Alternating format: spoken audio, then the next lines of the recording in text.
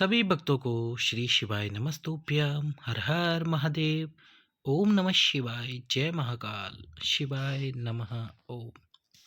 तो आज हम आपको बताने वाले हैं 5 मई सोमवार की अष्टमी के दिन किए जाने वाले विशेष उपाय और महा उपाय जो आपकी मनोकामना की पूर्ति करेंगे। यदि आपको संतान की इच्छा है तो संतान प्राप्ति के लिए भी हम आपको एक उपाय बताएंगे। और यदि आपके जीवन में दुख चल रहा है, कोई परेशानी है, कोई विपत्ति है, उसके लिए भी आपको उपाय बताएंगे।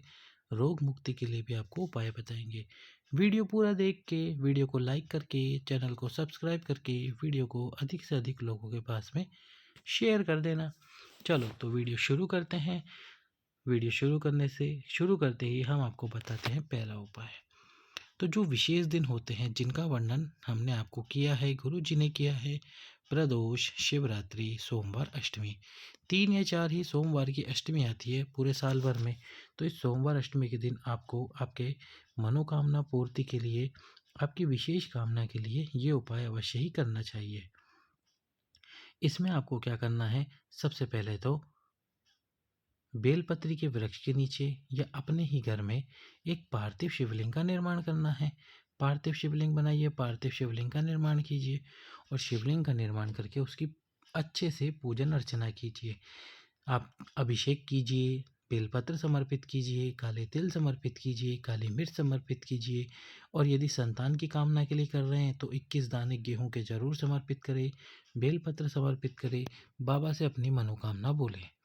और मनोकामना बोलते हुए अष्टमी के दिन, विशेष दिन, पार्थिव शिवलिंग बनाकर उसकी पूजन अर्चना ज़रूर करें।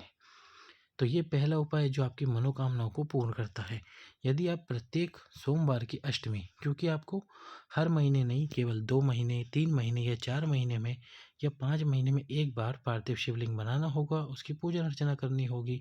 अपनी कामना को ध्यान में रखते हुए यदि आप ये उपाय करते हैं तो आपकी कामना अवश्य ही पूर्ण होगी। चलते हैं हमारे दूसरे उपाय की तरफ। दूसरा जो उपाय है वो है रोग मुक्ति से संबंधित उपाय। यदि आपके घर में आपको ऐसा लगता है कि सभी व्यक्ति या कोई ना कोई व्यक्ति रोगी है, तो आपको इस बैसाख के महीने में, जिसमें सोमवार की अष्टमी आई है, इसमें ये विशेष उपाय अवश्य ही करना चाहिए। क्या करना होगा आपको, इसमें एक मिट्टी के पात्र में जल भर लीजिए। मिट्टी के पात्र में जल भर के आपको सबसे पहले, जल भरने के बाद में मिट्टी के पात्र में, उस मिट्टी के पात्र को यदि आप लेके जा सकते हैं शिव मंदिर में तो बहुत अच्छी बात है, नहीं लेके जा सकते तो उस मिट्टी के पात्र का जल आपको क्या करना है, तांबे के पात्र में डाल देना है। तांबे के पात्र में मिट्टी के पात्र का जल डालकर आपके घर के प्रत्येक सदस्य का उस पात्र को हाथ लगवाकर, और यदि कोई रोगी है उसका भी हाथ लगवाकर, उस जल को आपको भगवान शंकर के शिवलिंग पे कुंदकेश्वर महादेव के नाम से, कौन से महादेव, कुंदकेश्वर महादेव के नाम से चढ़ा देना है, समर्पित कर देना है। वैशाख के इस महीने में आई ये सोमवार की अष्टमी का ये विशेष उपाय आपके घर से रोगों को समाप्त करेगा। चलते हैं हमारे तीसरे उपाय की तरफ। तीसरा उपाय है मेरी माताओं बहनों से संबंधित उपाय। जिनके जीवन में दुख है, तकलीफ है, परेशानी है या कोई भी समस्या है, उनको ये उपाय करना चाहिए। एक लाल पुष्प ले लीजिए, एक चावल का दाना ले लीजिए और एक आप ले लीजिए बेलपत्र। ये 3 वस्तुएं लेकर सोमवार अष्टमी के दिन विशेष कामना पूर्ण करने के लिए, तीनों वस्तुएं लेकर आपको 3 नाम का स्मरण करना है। माँ आद्यशक्ति, माँ गौरा और माँ आद्यशक्ति का नाम लेना है, माता गौरा का नाम लेना है और माँ मालिनी का नाम लेना है। तो इस प्रकार से आपको सोमवार अष्टमी के दिन ये 3 नाम लेते हुए, कौन कौन सा, माँ मालिनी, माँ आद्यशक्ति और माँ गौरा, ये 3 नाम लेते हुए आपको अपनी कामना, अपने जीवन का दुख या अपनी परेशानी बताते हुए वो तीनों वस्तुएं कौन कौन सी, एक तो अक्षत, एक लाल पुष्प और एक बेलपत्र, माता अशोक सुंदरी के स्थान पर। अब माता अशोक सुंदरी का स्थान सभी जानते हैं, शिवलिंग में बीच में जो चरणों के पास में ये मोटी सी लाइन जो होती है, ये ही माता अशोक सुंदरी का स्थान है। यहाँ पर आपको समर्पित कर देने हैं वो तीनों वस्तुएं। इस प्रकार से यदि आप ये तीनों वस्तुएं समर्पित करते हैं तो आपकी कामना अवश्य ही पूर्ण होगी। चलते हैं हमारे अगले उपाय की तरफ। अगला जो उपाय है ये है विशेष मनोकामना पूर्ति उपाय। इसमें आपको आवश्यकता पड़ने वाली है 5 बेलपत्र की, साथ में 1 कलश जल जो कि लाल चंदन हो, और उसके साथ में ही एक स्वच्छ कलश जल, यानी 2 कलश जल की, एक में लाल चंदन हो और एक में स्वच्छ जल हो। इसके बाद में एक दीपक जिसमें आपने गाय का घी डाला हुआ हो, और उस दीपक को आपको गोल बात लगा के शिव जी के सम्मुख में प्रज्वलित करना है।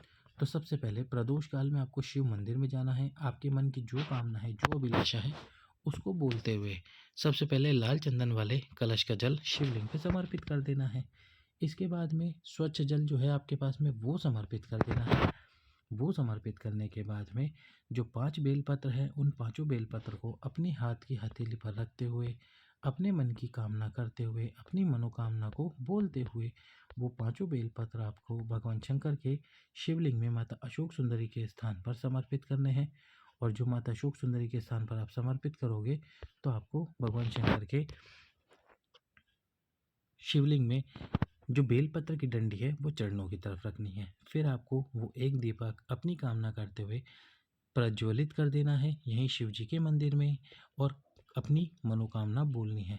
इस प्रकार से यदि आप ये उपाय करते हैं तो आपकी कामना अवश्य ही पूर्ण होती है।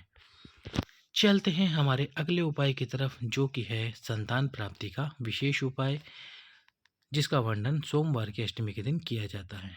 तो संतान प्राप्ति सोमवार की अष्टमी के दिन आपको कैसे करनी है और किस प्रकार से उपाय करना है। सबसे पहले तो खीर का प्रसाद बनाइए। खीर का प्रसाद बनाकर, यानी कि खीर बनाइए। अब बेलपत्री के वृक्ष के नीचे आपको एक पार्थिव शिवलिंग का निर्माण करना है। ज़रूरी नहीं है आप माता पार्वती का हस्तकमल बनाएं। जो बेलपत्री है उसके नीचे जो शिवलिंग है, यानी कि उसके नीचे जो मिट्टी है, उसको शिवलिंग स्वरूप दे दीजिए केवल, और उनकी अभिषेक करके सम्मुख में खीर का प्रसाद रख दीजिए। अब ये जो खीर का प्रसाद आपने रखा है, इसको कहीं साइड में रख दीजिए।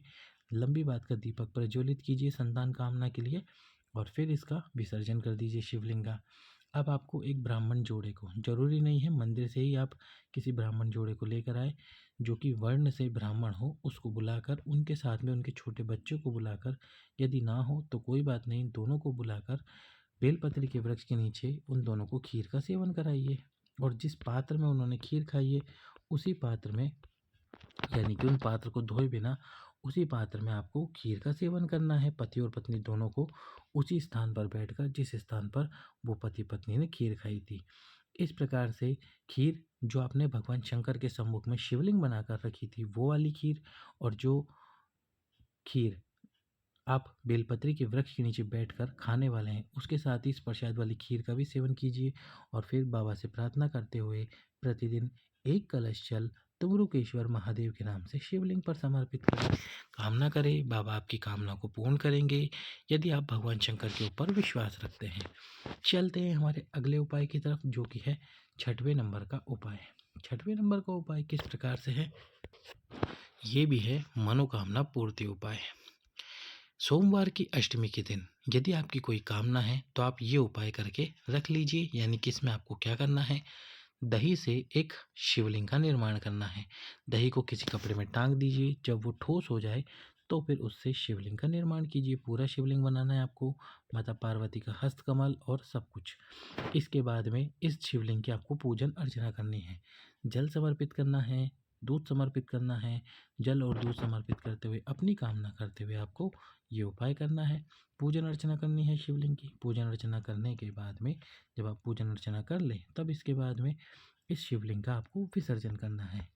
एक बात का और ध्यान रखना, जब आप शिवलिंग का विसर्जन करने वाले हो, उससे पहले आपको शिवलिंग के ऊपर जो आपने अक्षत यानी चावल के दाने समर्पित किए हैं, उसमें से एक चावल का दाना ले लीजिए। इसके साथ ही जब आपने पूजा में पूजा के अंदर जो दक्षिणा रखी हुई 1 रुपया 2 रुपया, वो भी 1 रुपया 1 का सिक्का ले लीजिए। और इसके साथ ही आपको एक कमलगट्टा शिवलिंग से स्पर्श कराकर अपने पास में ये तीनों वस्तुओं को रख लेना है, अपनी कामना करते हुए। एक चावल का दाना, एक कमलगट्टा और एक 1 रुपये का सिक्का। जो आपकी कामना है उसका स्मरण करते हुए अपने पास में रखिए। इसके बाद में शिवलिंग का विसर्जन कर दीजिए। विसर्जन करके उस जल को किसी भी वृक्ष के नीचे डाल दीजिए।